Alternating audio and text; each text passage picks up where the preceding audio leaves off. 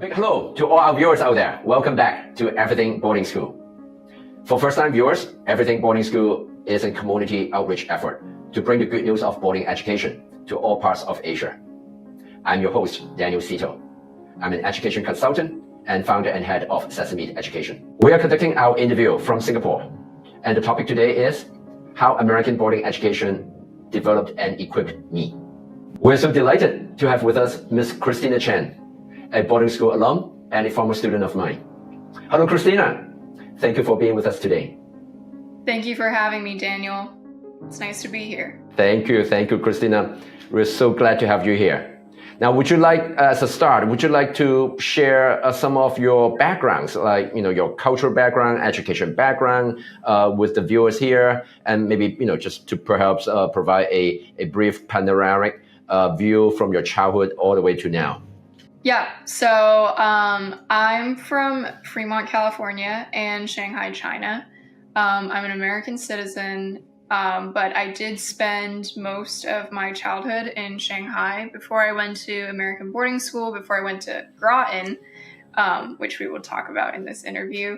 I went to an international school in Shanghai, which followed the British system. Although I remained very connected with my home community in Fremont by returning every summer. Wonderful. Would you like to share with us where you are going for university?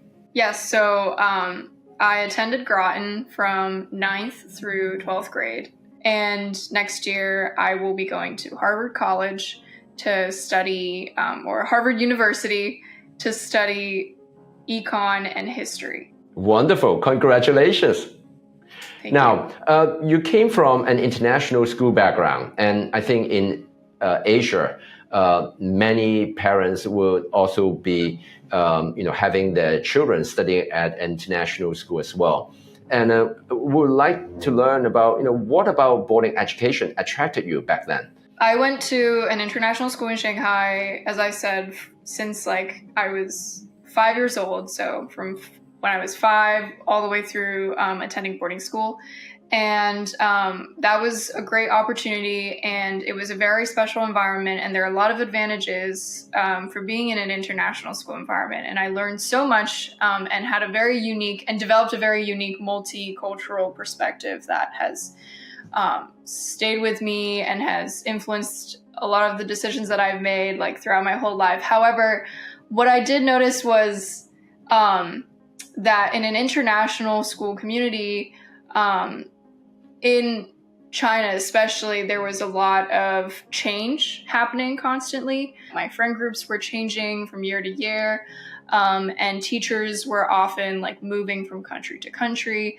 And so even though it was a very unique environment, one of a kind, I did struggle a little bit to feel that sense of community, or this kind of a sense of a grounded community, which I knew that I needed for high school, because I really needed, I think, a place for 4 years of my life to really feel grounded, to know people through and through, so that I could dig deep and figure out myself, since high school is such an important stage of anyone's life.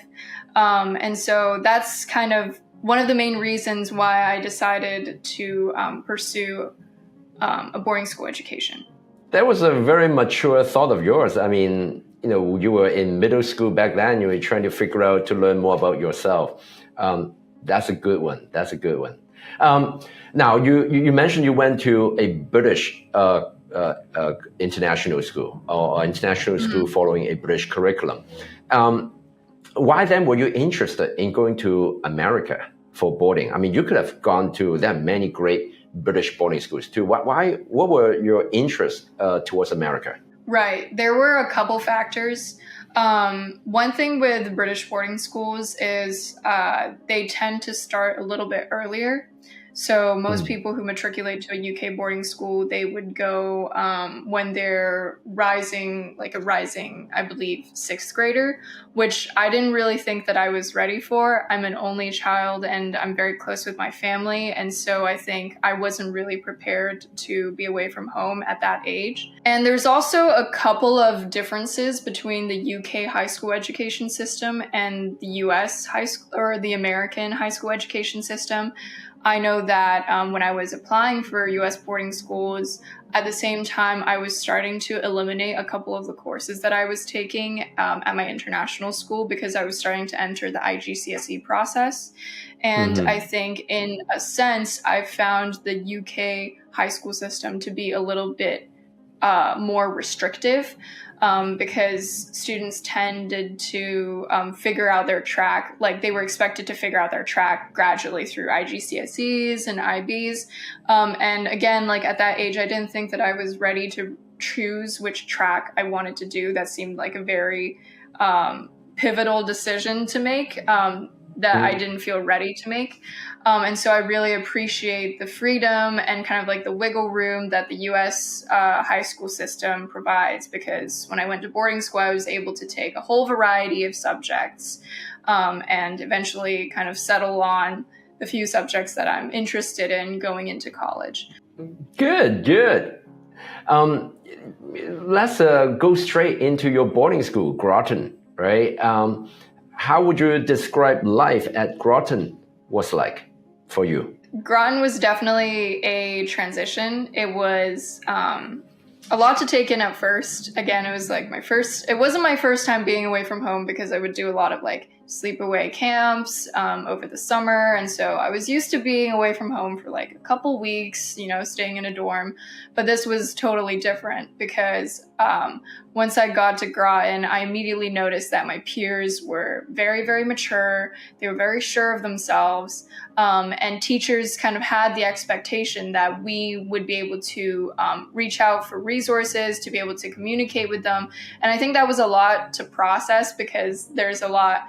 I mean, Groton was a very special community because it's a small school, and I think that family was such a huge part of my life at Groton.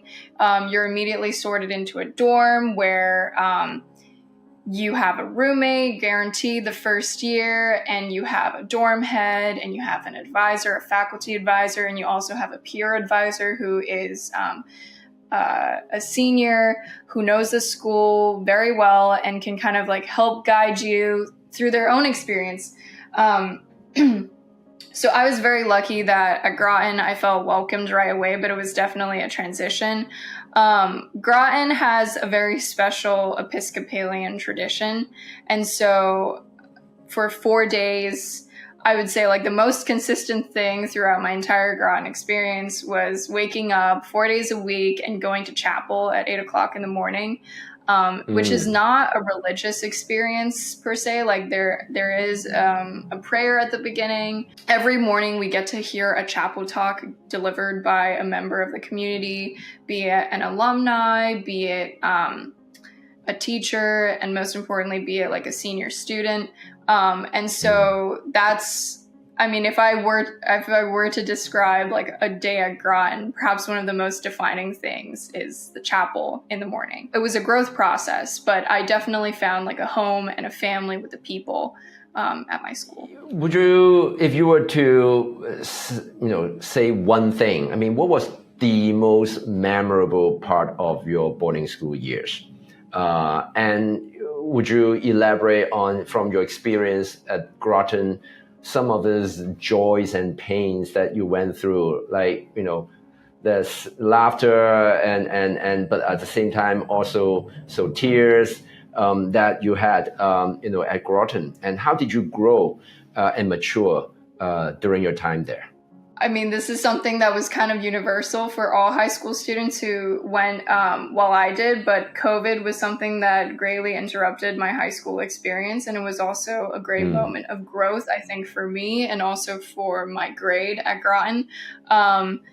I mean, COVID was very tough on everyone. And I think especially during high school, like the thing with a boarding school is you don't really live in a neighborhood with the people at your school. Like even at an international school, almost everybody lives within like biking or walking distance. And so with boarding school, you know, we really had to take like the extra effort, like in our grade, to remain connected with each other. And once we were back on campus, which we were very lucky to be in our sophomore year in 2020, I think one of my most memorable experiences in sophomore year was going on these like organized nighttime walks with my friends so we could like see the stars and like talk to each other even though we had our masks on outside. Like it was just like an extra step that we took to find that connection even during such a difficult time. And that's like a memory that's going to stay with me forever because it made like a very difficult year like so much better, in the sense that, you know, the human connection with my peers made it special. And I think boarding school really made it happen.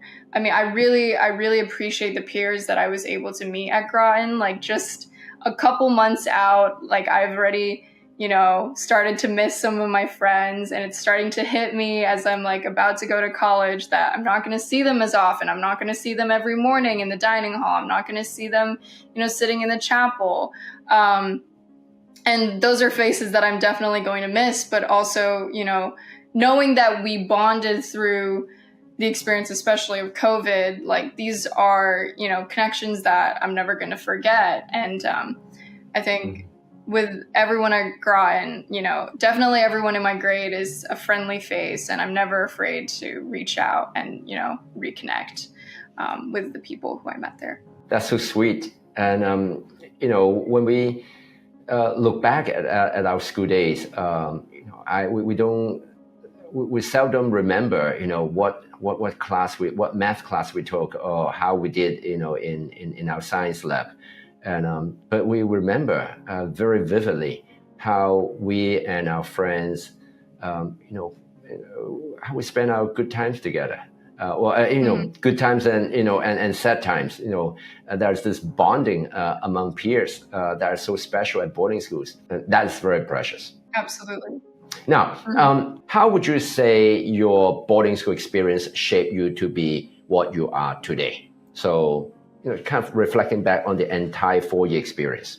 Groton cultivated me as a person in 2 ways. One of them being academic, obviously, and the other kind of being through the growth of my character. I think one of my most memorable moments, like in a classroom, was walking into my first English class with my freshman English teacher, and the first thing, like his first speech to us was, you know, yes, I'm here to teach you English, and yes, I'm here to teach you how to become a better writer, but more than anything, I'm here to teach you how to be empathetic, to develop your moral character.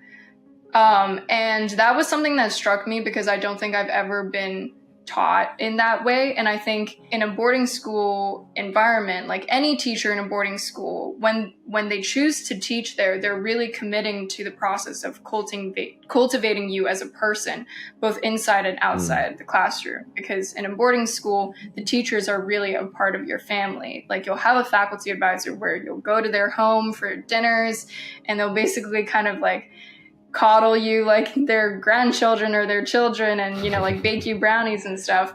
But they're also there for you in the classroom to really see how you develop as a person through like the material that you tackle. And so, you know, Groton obviously shaped the path that I wanted to take. I know before Groton, like with a British school education, I mean, I think the biggest thing that I took away from my international school was this like keen interest in humanities, or this like, you know, appreciation for writing. And I think at Groton, I was really, really able to cultivate that. And that kind of pointed me in the direction of economics and history, where I definitely want to be a humanities person. And I was able to kind of like draw the connection between these two subjects during my 4 years at Groton and kind of develop that interest. But more than anything, I mean, when I talk to younger students, at Groton, because I had the very special opportunity of being a freshman dorm prefect in my final year. They'll sometimes ask me, like, do you think Groton was worth it? Like, how do you feel like after 4 years at Groton? And what I tell them is, more than anything, I'm really proud and happy with the person that I've become through Groton, because I think I went into Groton like still kind of immature, like not really knowing who I wanted to be, and didn't really know how to be like the person that I wanted to be, or like had no really like a vision of that. And through my 4 years, I think more than anything, I was able to develop character and to learn, how to be a good person from my peers and from my teachers, and to reach a point where I feel very confident going into college, like knowing who I am, knowing what I believe in, and knowing like how to respect others and to be the person that I want to be. What you just said echoes in my mind, and there's a saying called, boarding school is not just preparing its students for college or university, but they're actually preparing them for life. It's that very strong focus on character building and developing that moral compass in its students. That I find it very special and very precious with boarding education. Right. If we were to look at it simply or from a university's outcome point of view, so how does boarding school, especially Groton in your case, prepare you for your university? I'll start off by like talking about like classes and like academics. I think what I came to really appreciate at Groton is the variety of opportunities to really learn from your teacher as a mentor, like not only as a teacher to teach you what's in the textbook, but to really teach you everything that they've kind of learned from their life. In my last 2 years at Groton, I had the very special opportunity to take a couple of history electives that completely like reshaped like who I was going into the college application process, and like how I put together my profile and how I presented myself and how I've kind of figured out what I want to do for the next 4 years. These elective courses are basically taught by teachers based on their own, academic interests. So, for example, my U.S. history teacher, even though he teaches like the very wide like survey U.S. history course that's standard across all high schools in Massachusetts, he also teaches like a few special electives about court and constitution, which is based on his years through college, his years through the master's program, and like what he really, has a passion for. And I think when you're learning from a teacher who's just so passionate about what they're teaching, like that passion really filters down to you. And that, is just so like, it's very, very invigorating. And part of the reason why I'm planning on majoring in economics and history is because of my teacher in a history elective where I learned about, history without borders and the global history of capitalism. And, he spent many years studying economics, and he also worked as a paralegal, but he figured out, like teaching is what really matters to him. And he kind of pushed that passion to us. And I just remember very vividly, like I tell my parents this all the time. I was writing a paper for his class, and I finally settled on a topic that I really, really cared about. And I wrote a thesis that I thought was good, and I showed it to my teacher. And I'm pretty sure it was like the day before the essay was due, and I kind of had the rest of the paper ready already. And then he looked at the thesis and he was like, "You're not going to turn in a paper to me with this thesis." And of course I was, like dumbfounded. I was shocked. I was like, how could you be saying this to me the day before the paper is due? But after he said that, I was like, I'm not going to give up, like I really, really care about what I'm writing. And so I just, I went to the library. I stayed there for hours. I think I stayed up really late as well, but I would just, it was the first time I think I was so hooked on like one academic project that I was working on. And because he said that to me, and because he, really cared to, be like, to really push me to do better, in that instant, like I really found a passion for the work that I was doing for his class. And so, I think at a boarding school, like this kind of nurturing is just unrivaled. Like the passion that you get from your teachers is just really eye-opening. Because of this interaction between students and teachers being such like a core aspect of my boarding school life, I was definitely more prepared to take the college process into my own hands. Like speaking to my college counselors at school, they always say like the kid is in the driver's seat, like the parents should really be in the back seat, like the kid should be leading the process. But I don't think I would have truly been able to take the wheel if I hadn't gone through boarding school. I think I would have, felt like lacked, I guess, like a certain type of confidence in who I was and like how to like portray myself and to communicate who I am to like college admission officers. How did your experience at Groton kind of open your eyes to the world, even to the career direction, be it in economics or history, that you are pursuing at Harvard? I think it's really a combination of all the classes that I took at Groton. And again, I think that's like the huge advantage of American boarding schools. Like there are just so many options for you to choose from. I kind of knew going into the boarding school application process that I'm more of a humanities kid, even though I did take STEM classes all throughout high school. I think my passion is really in humanities. Groton has a very kind of like core humanities, track where we, like you take English all 4 years and there's like a step-by-step for history. And so Groton was a great fit for me, but I think American boarding schools, like different schools will have different strengths, but overall, I think the amount of options at the American high schools, boarding schools, they're just unrivaled. With economics and history, I also kind of have this interest in sustainability, and that angle really came from an ecology course that I took in my senior year. And I think that's also like why Shanghai to Groton, like Shanghai is such a big city. There's so many opportunities, and Groton is kind of like in the middle of nowhere, Massachusetts. But that was the beauty of it because, I grew up living in a city where kind of all like the green spaces or like lawns or like planned parks, like Century Park. And that just is not the same as like the acres and acres of forest and fields that were at Groton. And through like this very special ecology course that I took, I was able to, really, just touch the trees, feel the bark, like we would do these field practicals where we're trying to identify tree species and animal species and like pick up the salamanders from the cover boards. Like that's something that I never would have been able to do in Shanghai. And I think through that class, like I really, I've always had an interest in sustainability, but I think until you really feel the nature and are in it, like you don't kind of have that appreciation. And so that has also really kind of shaped like what I prioritize in going ahead, like what I would want to pursue perhaps in like a career. Thank you.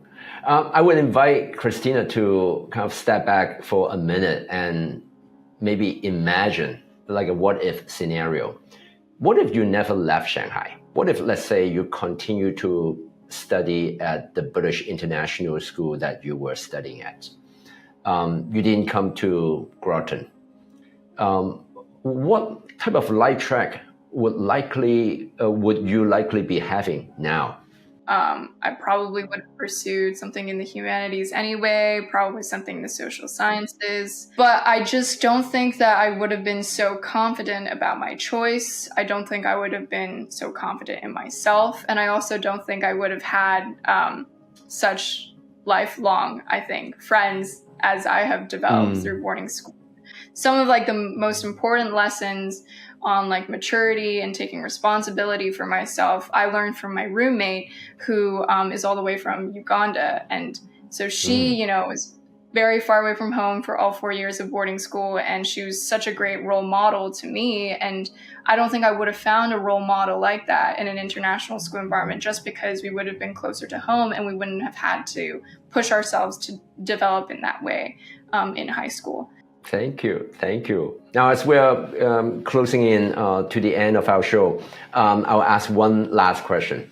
What advice would you like to give to students who are about to embark on their boarding school education? What type of advice would you, as an alum, pass on to the next generation of boarding school students in terms of how to maximize the gain or the experience from boarding school? And also for those parents out there who are now more curious about exploring boarding education, whether it is a good fit for their child, what advice would you like to give those parents as well?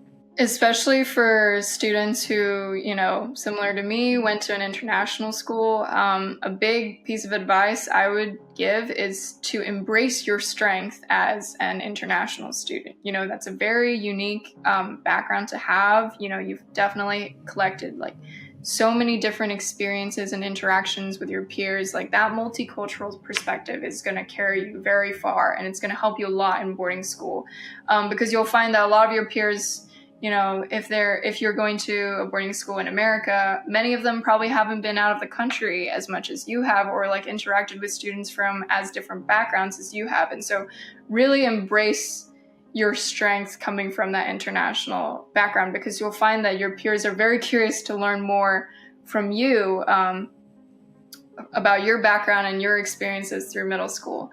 By choosing to go to a boarding school, you are committing yourself to a community. And a big part of being a part of a community is, you want to, actively put yourself out there. A boarding school is such a special environment for nurturing from your teachers.